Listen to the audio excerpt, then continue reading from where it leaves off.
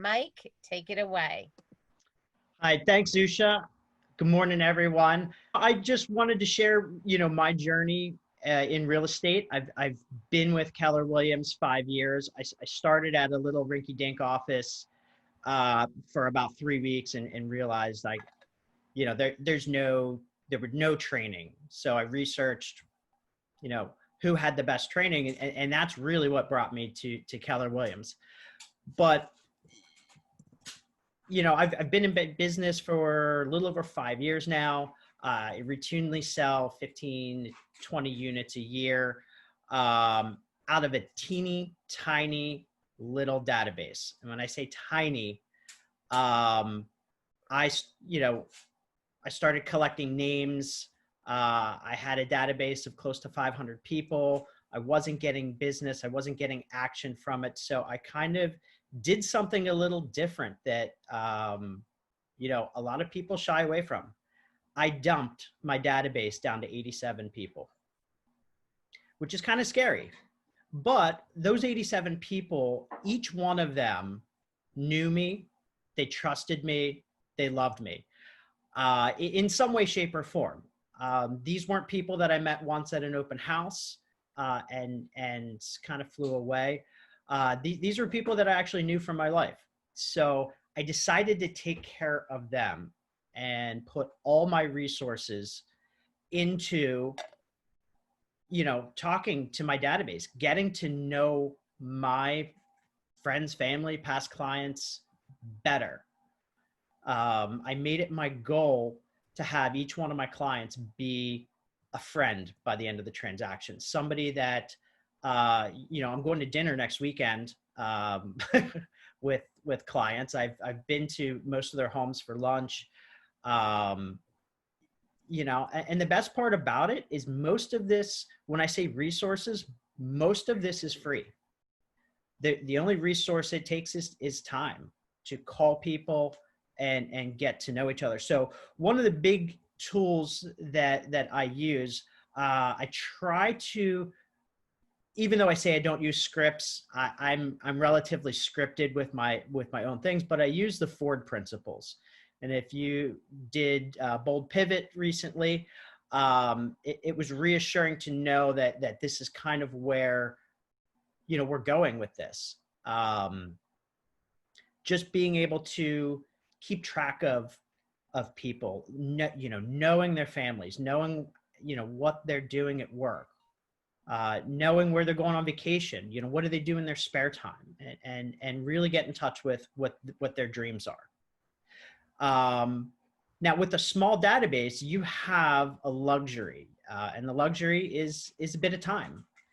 You're not busy trying to reach out to 4,000 people. You're busy, keeping in touch with a relatively small group. So I keep notes on everything in Command. There's a great note section. And every conversation I have, kids' names, kids' ages, what they do, their sports, where they're going on vacation, how they're doing at work, job changes, anything. And when I call them, I review their file real quick. And there's no way I can remember every detail about all 87 people in my database. So what I do is, I'll review it before I call them. And that way I can ask about little Billy that's going into fourth grade, or how their vacation was, last fall or whenever the last time I spoke to them. So it's really catapulted me from doing about, 20 to 30% of my business through referral. Now I'm over 70%. My goal is 90%. I don't want to prospect to strangers.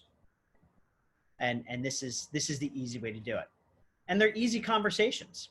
You're not calling up, FISBOs and expireds and having those annoying relationship building. I already have the relationships. So it's easy just to keep in touch. And then real estate comes up. When you ask people how they're doing and what they're doing, almost 100% of the time they reciprocate and ask you about your life and your business. And then that's the perfect segue into getting your referrals. It's all about the quality and not the quantity. It's not that he didn't have a lot of people in his database. It's just that he realized that he really needed to hyper focus and not be all over the place, and then focus on what matters, and the relationships is what mattered to him as much. I know Bob and I, our business was it was 85% referral based. We made it that way over the years because we wanted it to be a lot about relationships. We wanted people to know. So I still remember when I met Mike and he was in one of my classes and he's like, my goal is to get my business up, to 75%. And here we are, his business is that way because he got very purposeful. We can be all over the place. And I'd like you to real quick share about, how did you come about deciding that? I was in a class, I forget who it was with, but we're talking about branding. And, I know a lot of newer agents struggle with branding and they don't, they think it's corny. They don't see themselves as a business or a corporation. We're not Coca-Cola or Pepsi, but, I wanted to really find something that worked for me. So I came up with, what's the most important thing that I want to portray? And that was trust. So after a few days of just jotting down words on a notepad, my mission, and really it holds true, is to build foundations of trust where your dreams come first. And it says nothing about real estate. And I didn't want it to, because this has nothing to do about real estate. It's about the trust I have with my clients, and the trust that they put in me. If you don't have that, nothing else falls into place. That's when you kind of get dodgy clients. They're not 100% truthful. I wanted to let them know that I'm here for them. I'm not here for your paycheck. I'm here for you. And that's where, everything started. And that's why I wanted to boil it down, because the people that didn't know me really didn't trust me. And I had a choice on who to spend time with. I could spend my time door knocking and doing open houses and chasing FSBOs, which, other agents are really good at, and they do a really good business. I'm not saying my way is the right way or the wrong way. But this is the way I chose to build it. And it's saved me tons of time and tons of energy. Just reconnecting with people that know me. So I have a question for you, Mike. What questions do you ask if you are looking for referrals, or how do you approach it, with those people? Yeah.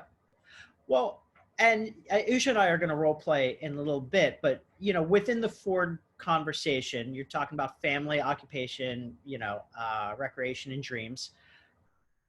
In a conversation, it's not just you asking questions. People do reciprocate almost 100% of the time. And if they don't, you're going to look for a way to kind of bring it back to you a little bit. You don't want to make it all about you. But, at the end of the conversation, if no one brings it up, I always go, hey, can you do me a favor? I'm always looking to help really great people. Who do you know that's looking to buy or sell or invest in real estate in the next year? I'd love your referral. And, if you could help me out, that'd be great. And nobody says no. Other times, depending on how the conversation's going, I ask for help. Who's going to turn down a friend for help? Hey, I need a little help. I'm trying to hit my goals this year and I'm a little bit behind. Can you keep an eye out for anyone that's looking to buy or sell real estate? Do you know anyone right now? Anyone at work? Anyone at the golf club? Mm-hmm. So, when I say I don't use scripts, I do use scripts. There are kind of bits and pieces that I throw in there, but I let the conversation flow.